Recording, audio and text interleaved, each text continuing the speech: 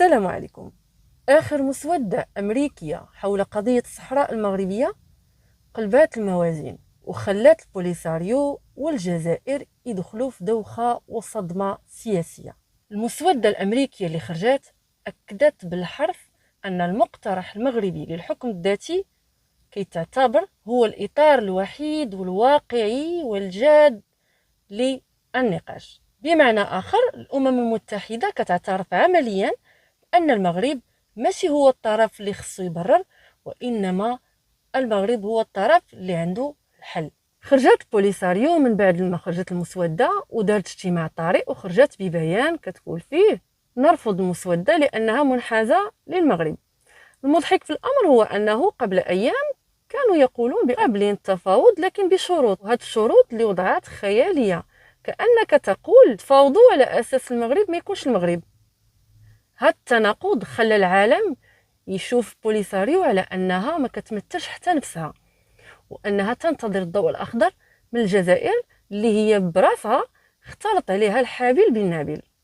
الجزائر اليوم في وضع صعب لأنها الآن كتواجه أمريكا اللي موقفها واضح. القضية ما بقاتش صراع حدود، ولكن قضية انفصال مصطنع. هذا الخطاب كيضرب في العمق السياسة الجزائرية اللي صرفات مليارات الدولارات على مشروع فاشل. بوليساريو اليوم كتصرف بحال شي تلميذ راسب يحمل الأستاذ المسؤولية. شنو قال ما يسمى بوزير خارجية جمهورية الوهام؟ نحن واعون أننا يجب أن ننخرط مع إخوتنا المغاربة ولا يمكن أن نبقى مع المتمترسين 50 سنة أخرى. نحن كصحراويون واعون كل الوعي بأننا علينا أن نساهم مع أشقائنا المغاربة وفي إطار منطقتنا وفي إطار قارتنا بأن ندفع الأمور باتجاه إيجابي، وأن لا نبقى مع المتمترسين إلى 50 سنة أخرى. سمعتوا مزيان؟ الوزير ديالهم كيهضر على خوتنا المغاربة وكيوصف طرف بالمتمترسين. المتمترسين هنا ما كيقصدش بهم فقط عناصر بوليساريو، اما كيقصد به النظام الجزائري. يعني البوليساريو اليوم بداو كيلوموا الجزائر بلا ما يسميوها، وكأنهم كيقولوا لهم وريتونا الطريق الغلط وخليتونا نعيشوا في الوهم 50 سنة. جهة أخرى، حتى الرئيس الجزائري عبد المجيد تبون كان خرج بتصريح غريب كيقول فيه غاديش نكونوا صحراويين أكثر من الصحراويين. هذا وحدة أخرى أقوى قال فيها صحراويين عمرهم ما يكونوا جزائريين. شوفوا معايا المقطع. الإرادة نتاع الشعب والإرادة نتاع الوحدة والإيمان بالوطن. هل الأمر ينسحب أيضا على الصحراويين؟ قضية الصحراء الغربية؟ قضية الصحراء الغربية قضية بين يدين الأمم المتحدة، والكلمة الأولى والأخيرة ليست للجزائر. الكلمة الأولى والأخيرة للشعب الصحراوي. بغى ينضم للمملكة خلوه يصوت وينضم المغرب، الله يسهل عليه. ينضم لموريتانيا الله باش يكونوا جزائريين، ما يكونوش جزائريين. احنا قلناها ونقولها صراحة. يعني الرئيس الجزائري كيعترف ضمنيا أنه حتى هو ما بقاش باغي يستمر في هذا الوضع وباغي يخرج من هذه الأزمة، وهذه علامة على أن هناك خلاف بيناتهم وأن كل واحد باغي يبرأ راسه من الفشل. بوليساريو كتلوم الجزائر على التلاعب بهم، والجزائر كتحاول تقول أنا ما عندي علاقة، هادو قراراتهم. ونتيجة هذا التبادل الدوخة السياسية ما بقاوش عارفين شكون المسؤول وشكون كيتكلم باسم شكون. الصراحة اللي كاين اليوم ماشي نقاش سياسي، وإنما هو انهيار لتحالف الوهم. الجزائر والبوليساريو دخلوا في مرحلة الاتهامات المتبادلة، والمغرب كيراقب بثقة المنتصر، لأن التاريخ والسياسة والشرعية كلهم في صالحه. باقي غير ضوضاء قبل نهاية المسرحية. المثير في هذه المرحلة هو أن حتى البرامج الجزائرية بدات كتبدل الخطاب ديالها تدريجيا. مؤخرا في أحد البرامج ضيف كيحاول يقنع الرأي العام الجزائري أن المشكل مع المغرب ماشي الصحراء المغربية بل أعمق من ذلك. شوفوا معايا المقطع باش نذكروا المشاهد الكريم والناس اللي راهي تتفرج فينا، نقولوا لهم باللي الشيء اللي كاين بيننا وبين المغرب ليس كشعب، كمخزن بيننا وبين المخزن. وش هو؟ بداية في 63 حرب الرمال، احنا خرجنا منهكين. في 62 دخلنا في حرب على الحدود، فيها ضحايا.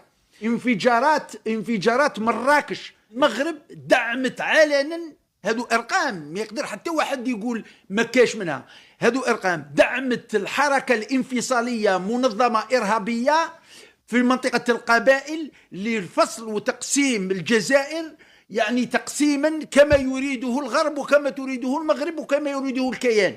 ضف الى ذلك ما يسمى بالتطبيع. هذا الفيلسوف الجزائري باغي يقنع الجزائريين على ان النظام الجزائري كان دائما على حق. هذا العمق اللي كيهضروا عليه ما هو الا محاوله لتبرير الفشل. شافوا المسوده الامريكيه كتعطي الشرعيه الكامله للمغرب، قال لهم غير يقولوا لا لا لا الصحراء ماشي هي المشكل هو المغرب كامل. تخيلوا معايا 50 سنه وهما كيقولوا تقرير المصير، الاستقلال، الصحراء الغربيه، واليوم ولاو كيقولوا المشكل هو المغرب نفسه. الإعلام الجزائري كيهيئ الرأي العام تدريجيا على أنه يتقبل الحقيقة المرة. القضية محسومة لصالح المغرب وخصهم يلقاو رواية جديدة يغطوا بها على الخسارة ديالهم، بحال اللي كيبدلوا النص قبل ما يسالي الفيلم. السيناريو تبدل فجأة من الصحراويين مظلومين إلى المشكل مع المغرب كبلد. التناقض الثاني اللي خصنا نوقفوا عليه هو مع الأمم المتحدة نفسها. تذكروا معايا شحال من مرة البوليساريو والجزائر كانوا كيردوا نحن مع الأمم المتحدة، نحن نحترم قرارات مجلس الأمن، كانوا كيمجدوا كل جملة فيها المجتمع الدولي. ولكن اليوم ملي الأمم المتحدة بفضل المسودة الأمريكية بدات كتقرب من الموقف المغربي، الحل الواقعي والوحيد القابل للتطبيق، الناس اللي كانوا كيهتفوا باسمها ولاو كيهاجموها وكيقولوا بأن القرار منحاز وغير شرعي. قف عندها كثيرا. وما بين ملف الصحراء الغربية الذي هو ملف تصفية استعمار بموجب قرارات الأمم المتحدة، يعني هنالك خلط أمريكي، وهذا يعيدنا أيضا إلى دور الأمم المتحدة التي أصبحت في المعادلة ضعيفة جدا ومفعول بها، ليس كذلك؟ هو باختصار كيعترفوا بالأمم المتحدة فقط إذا كانت ضد المغرب، أما ملي كتقول الحقيقة فهي بالنسبة لهم منظمة مسيسة تابعة للغرب. واش ماشي هو هذا النفاق السياسي بعينه؟ شوفوا معايا هذا المقطع الفيديو ديال عبد المجيد تبون الرئيس الجزائري ملي تكلم على الأمم المتحدة، قال بأن الجزائر دائما تطبق مبدأ السمع والطاعة للأمم المتحدة. شوفوا المقطع. تحترم القانون والقانون الدولي، وعمر الجزائر منذ استقلالها إلى يومنا هذا ما خرجت بمليمتر على القانون الدولي. احنا الدولة الوحيدة ربما. مبدأ عدم التدخل في شؤون الغير، عدم التدخل والسماع والطاعة للأمم المتحدة، القوانين الدولي. نعم، الأمم المتحدة اللي تقرر الأمم المتحدة احنا نطبقوه. هاد التناقض راه ماشي عادي، راه كيبين على أنهم ما عمرهم كان عندهم موقف مبدئي. اللي كاين اليوم هو انهيار جدار الكذب، واللي كانوا كيسوقوه على أنه شعار سياسي ولا اليوم عبء ثقيل عليهم.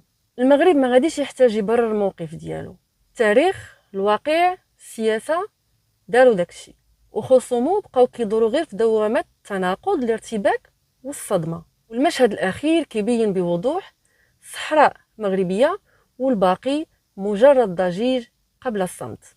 هنا كيكون سال الفيديو ديالنا، كنتمنى يكون نال إعجابكم، نتمنى نلقاكم في فيديو قادم إن شاء الله وانتم في أحسن الأحوال.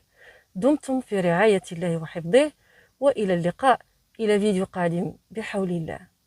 شكرا على المشاهدة. إذا أعجبكم الفيديو لا تنسوا أن تضغطوا على زر الإعجاب، لا تنسوا أن تشتركوا كذلك في القناة، ولا تنسوا أن تفعلوا الجرس حتى يصلكم كل جديد. دمتم في رعاية الله وحفظه، وإلى اللقاء إلى فيديو قادم بحول الله.